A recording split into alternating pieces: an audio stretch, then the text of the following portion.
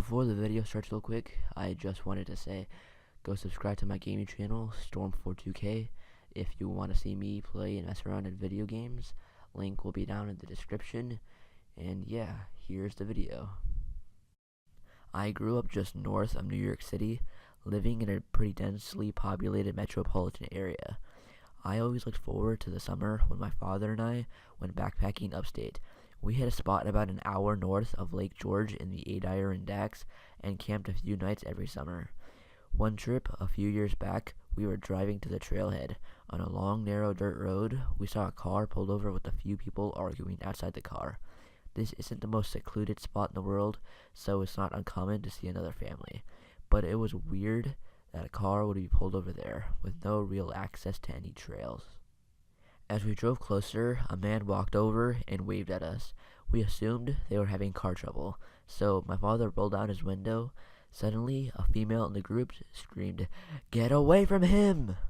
The man suddenly had a serious face, and began sprinting towards us. He was tall and well-built, and moving quickly. My father slammed on his brakes and quickly pulled the car into reverse. The man stopped and let out a sigh. We just sat there, parked and confused. The man reached towards us. We were a good 10 or so yards away. Then he darted off the road into the woods. Cautiously, at this point, we drove slowly to the parked car. There were 3 women crying. They were his sisters, and apparently he had just returned home from the army a few months prior. According to the women, shortly after he got back, he began acting odd, and was diagnosed with PTSD as well as early onset Alzheimer's disease. The women got back in their car and headed for town. They said they were going to the ranger station to get help locating him.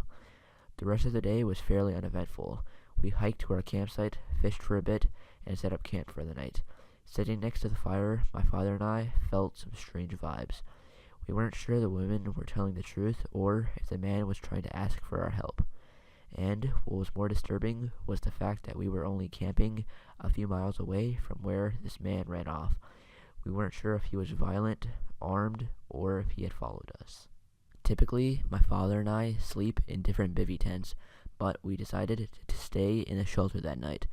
It was basically a small log cabin with 3 walls and an open front where the fire pit was located. Neither of us slept too much that night. It was probably just my imagination, but I swear I felt like I was being watched, though my father and I didn't hear any footsteps or anything out of the ordinary. The next morning, I left camp to take a leak. A few hundred feet away from our camp, I saw a small fire pit right on the trail. I placed my hands on the ashes. They were soaked. Someone had a fire very recently and poured water on it. We had food and supplies for 4 nights, but after I found that fire pit, we broke camp and left that morning.